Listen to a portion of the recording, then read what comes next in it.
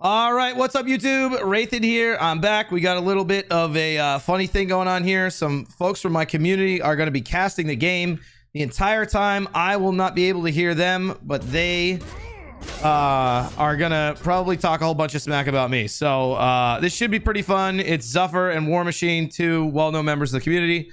They can't see anything yet because I was late to getting this started. So after this first wave, we'll get it all set up and they'll be able to see. I have them shut off in my headphones, so I can't hear them at all. So whatever they say is totally on them. All right, let's get this. Let's pick up the pace. Okay.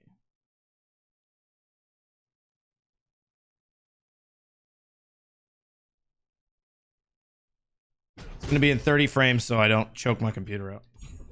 No problem. All right, you guys should be able to see now. Can you see? How you guys doing today? Say something in Discord or in Twitch chat if you can see it. We can see it? Okay. Say this and then... Yep. Okay, cool. Alright, so today we've got Zuffer. Oh, thank casting, God. And we also have You War came Machine. back. War Machine, how you doing today, buddy? Mastiff! Good. How are you guys? Thank you for the tier 1 4 months. Alright, so first off, we want to look at his builds. Do the standard build start. Where's Whitethorn going? Is, most likely going to max his 2, max his 1 here. But Oh boy, I don't think Whitethorn's jungled before. Interesting pick here for Wraithen, considering he doesn't do well on gods with no early pressure because he can't just bully the other person out of their lane. Well, his frame rate is terrible. Into the mid. He is gonna get out and safe secure poke there. I think they're gonna opt to go to the red buff since they do have a little. Are you muting? Do you want me to mute? So one thing you guys want to note is that Thoth recently got a buff to where the more time, if you hit all successful 3 on your 1, then you actually get lower cooldown on it. So look for him to be trying to almost shotgun this one to make sure the cooldown's reduced on it. Are we going after the on her? You guys are silly as fuck. Being out of position, but unfortunately his team is not on the same page. Back to So mid. he's gonna dash back to the red buff and head back to mid. Interesting pathing out of Wraithen there. I think it would have been a better option for him just to pick up the red buff and walk under, but he does opt to go the higher route. I believe they might have been able to do something if he would have packed like he knew what he was doing, but that's okay. We'll always get him next time. They're pretty late game comp, so they shouldn't even had a chance of killing one anyways. Unfortunately, Wraith missing out on the small XP right there, but you know he'll make up for it by getting a little bit of solo farm in mid. So we actually will probably see him clearing this mid and going to backhand to Susano, unless he decides to stay mid and fight the Morgan. He does have the Lily on the Morgan. He chooses to opt on the poke damage on the Morgan with his 1 being up for wave clear here again, and it will most likely clear wave and then look at the right backhand. So he actually is teetering a little low on mana. He's gonna have to hold some of those abilities when it comes to clear, maybe take a little bit more poke to the HP, taking longer to do camps. Thoth has a very, very bad early game mana pool. It's one of the many reasons why his early game does just not perform that well sometimes. Wraith is gonna get some good poke on the Morgan and get her invis though. That's a really big deal. He is very low on mana though. I think he's just gonna opt to stay for the mid wave or potentially go for backs. It seems like he's gonna opt to go for mid wave. So yeah, he's just gonna stay while she's poked out, which I think is his best choice personally. So Wraith actually deciding to take this mid wave will actually get him level 5. And if he decides to back right now, he will only be able to get tier 2 boots. With his decision making, he'll probably wait to get the full cooldown boots. Dashing in right here, actually using a bunch of mana to get close without having much more mana to secure this. Interesting choice. I don't think that was a great choice personally. His red's coming up. I think what he was doing, he was trying to do this so he could quicker so he could go do red, but he's gonna be on the red alone unless the Susano comes, and looks like he's just not even gonna go for it. He's gonna go for the mid wave. Interesting decision making out of Wraithen here. Well, I think with his decision making, he's going for the boots. So he's trying to get his boots online as fast as he can. You get a little bit more gold by doing the red buff if he solos it, but with his mana pool, I don't think he can solo it. So he's choosing to go for the mid wave, then the red buff. Should have enough gold in the back for boots, unless he decides to split the mid wave with his jungler.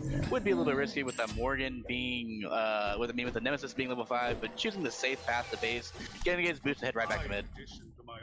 Very, very smooth early game for the Thoth pick here. This is something you really want to see on these really bad early game picks. He's getting a free path to boots and potentially looking to bridge into this mid game very, very efficiently and well. We are going to have a solo kill in the solo lane. The Amaterasu and the Anubis. Ladies and gentlemen, this is a big pick. This is why you do not want to pick Anubis solo, because it just does not work. So I actually have a question for you here, War Machine. If you're looking at their team comp and just getting out of the Divine Ruin meta, what would you pick up? Will you see the Anubis in the solo? 1 second after he had the ult on the Morgan and he misses it, but he still Aegis anyways. So back to the Divine Ruin discussion. Would you go Divine here, or would you go into Spear of the Magus into the Spear of Desolation? The Divine would be the better pickup here because of the fact that you're going to have Anubis healing, you're going to have the ADC lifesteal, you're going to have the Cthulhu healing from his ult. Ooh, nice escape from Wraith, and he's gonna plug the Nemesis. Oh, He's put wow. root the Nemesis. Nemesis stuck in a tower. Nemesis cannot finish the kill. We got the Susano with the pool. Great re-execution from the Susano. It's going to end up with a kill for It's Joe Exotic in the mid lane. Wraithen almost actually killing himself there by deciding to do his 2 into the Nemesis. It might have been a little bit cleaner play to use the 2 under the tower, but anyways, fantastic play from Wraithen. Great heads-up play from the jungler on Susano. Insane, reads on the Susano to pluck when he did, and make sure the Nemesis didn't have the time to clear out. Smart on him to get the kill over to the Thoth also, which we all know Thoth has an insane late game. Deciding to clear the back camps over, starting to clear the speed buff over the mid lane, which might have been the jungler's fault for not splitting this, but it is all okay because we all know Thoth getting farm is never a problem.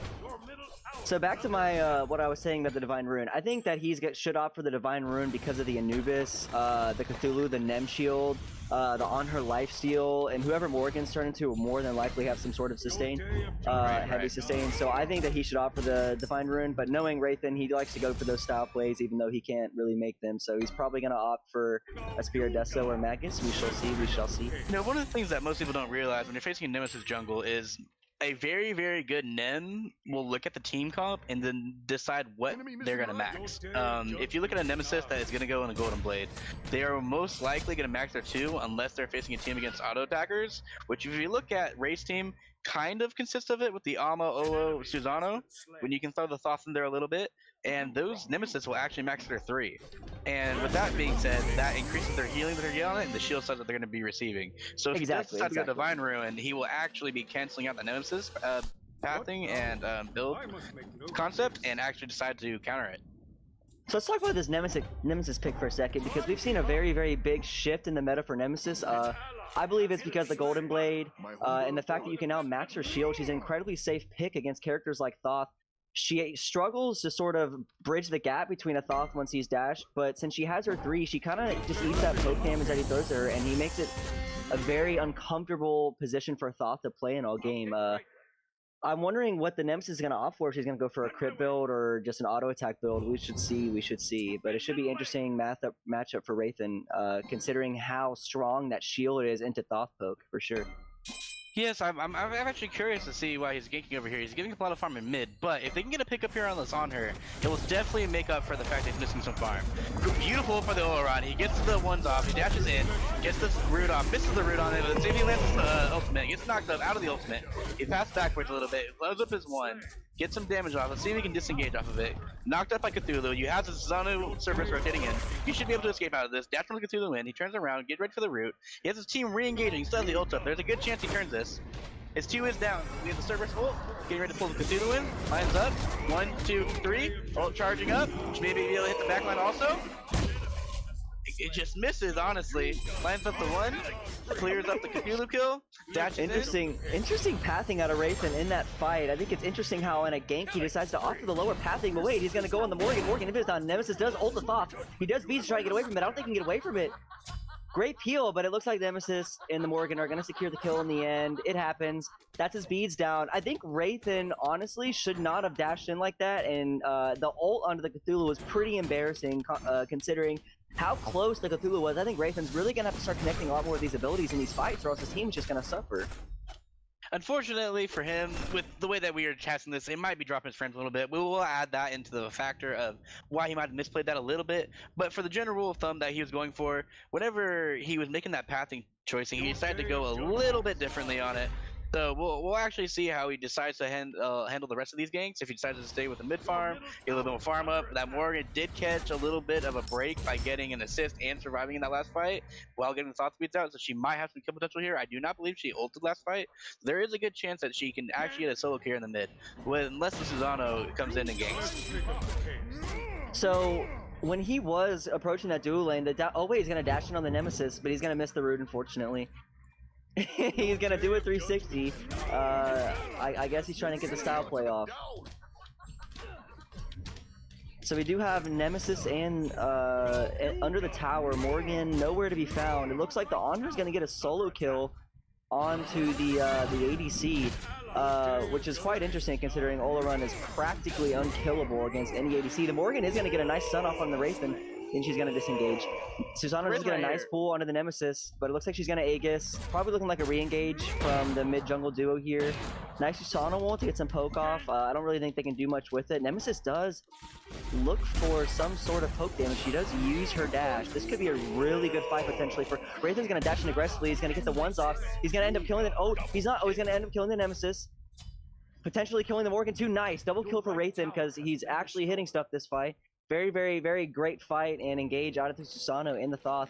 Wraithen hitting practically nothing in the beginning of that fight, but it does seem like he does end up connecting some of the abilities later, which is huge for his team. Great double kill for him, lots of gold secured, and yeah.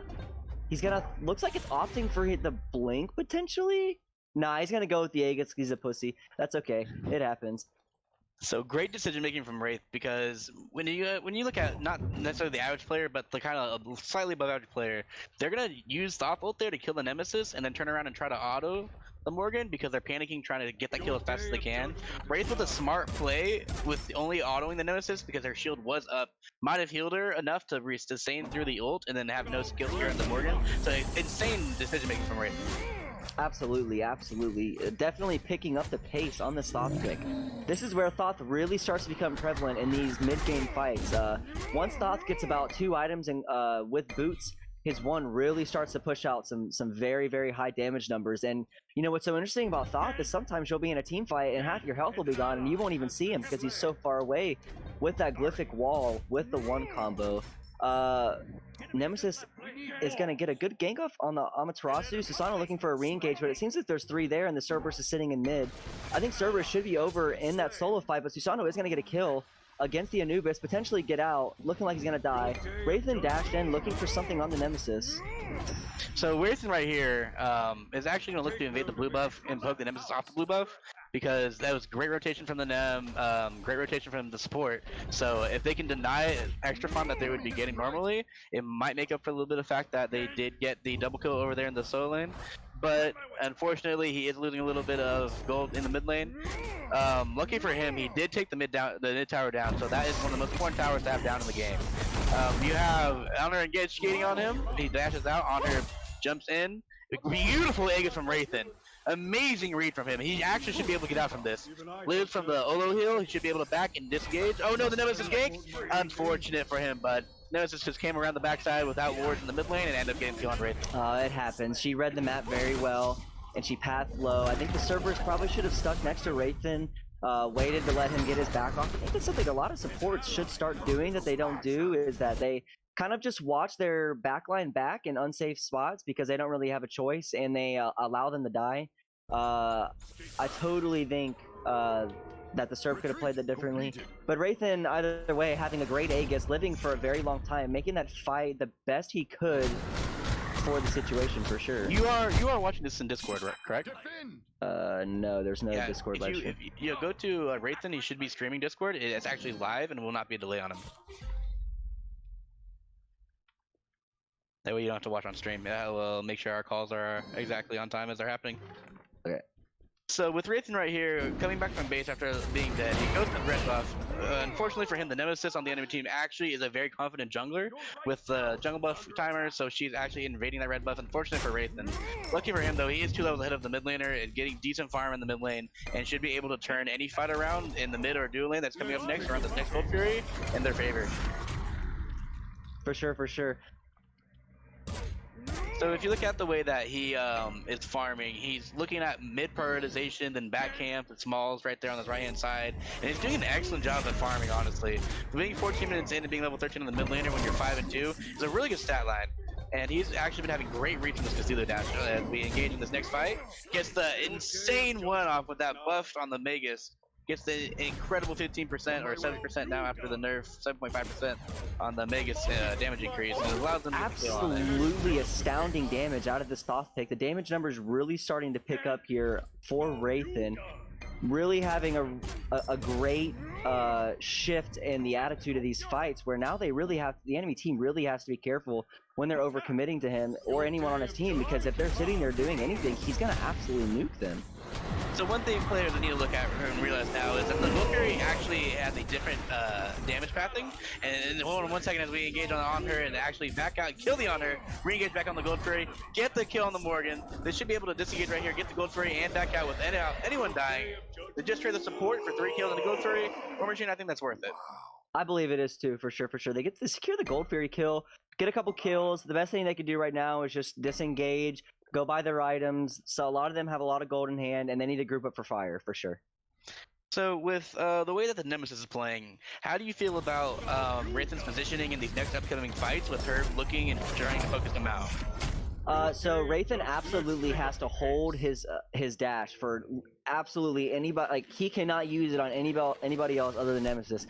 She's gonna put him in this position where she's gonna be lurking on the outside of fights, as a lot of junglers typically do. But the thing about Thoth is that once Thoth is in a standstill location against a god like Nemesis, he practically can't do anything. He has no CC to cancel her shield. She can kind of just sit there and auto him after he's dashed, and if he ults, she just shields his ult. So personally, I believe that Wraithen should be careful with when he dashes, and if he's finding it to be a really big issue, potentially build a defense item. With the Nemean changes, they counter Nemesis greatly. You get to mitigate 2 auto attacks. I was playing the other day against a crit Nemesis, and it seemed to be working very effectively. So I believe that Wraithen might offer a defense item if he finds himself really struggling to hold his tail between his legs with this dash. So I also want to point out with the Amaterasu having an advantage in the solo lane against an Anubis, the late game team fights might be a little bit more to the point where Cerberus will be initiating an Alma connected backline instead of the traditional Alma diving their backline and Cerberus spearling, which is honestly would be a great thing for him. The Cerberus ultimate will increase the distance for Wraithen to get away as he dashes in on the Nemesis, gets the 1-2-3-1 off.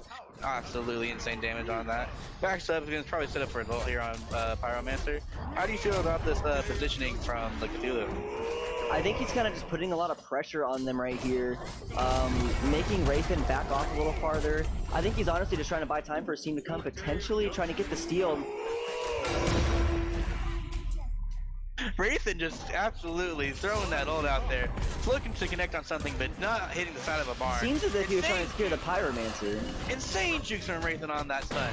Still beats Nagus down. They should be able to clean up this Nemesis. Should dash in, get the connect. Insane damage from them. Oh, the Morgano should be down. Oh, she misses the stun too. Anubis ult is down. Let's see how they handle this fight. He should be able to turn this a little bit. Turn around, Anubis. Who is level 11? What are you doing, kid? Get out of here. This should back off, be able to reset and go for fire. Level 11 Anubis. What does he think he's doing, dude? He troll picked. Oh, this and man that's cannot be serious. Wow, that's insane. That is insane. Great win for Wraithen. Wow, great win for Wraithen for sure. Beautiful positioning in the end of that fight. I'm not exactly sure what that ult was. I believe he was trying to secure, but he forgot to put his contacts in this morning and saw that the objective had clearly already died.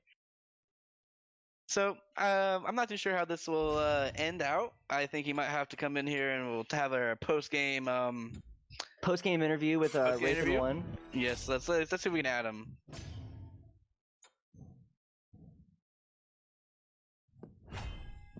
Let's see if he'd like to come in here for a post-game interview. I would be honored, personally. I really want to talk to him about some of his plays.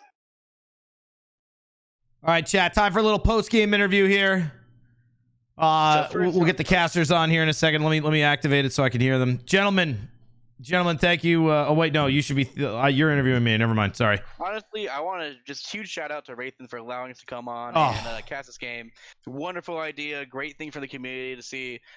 Big shout outs to your gameplay, 6-2. You had 7.2k player damage, little under the Amaterasu, but we're gonna give there that one because of the Anubis solo. Insane, positioning, great ults. Had a little shaky ult there on the Pyromancer. We know the frame rates affected it, but honestly, we're incredibly glad of the game of you. So it's interesting because actually we were talking about with your tier 1 Divine Ruin, what you were deciding to opt to go. We were talking and discussing, and we decided you were going to go Divine Ruin.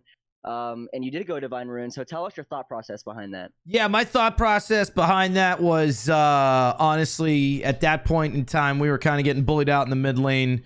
little bit cheaper than the Magus. Magus is a better item. Also in the event that we were fighting in the mid 3v3, it reduces the healing on both the Nemesis shield as well as the Cthulhu ult.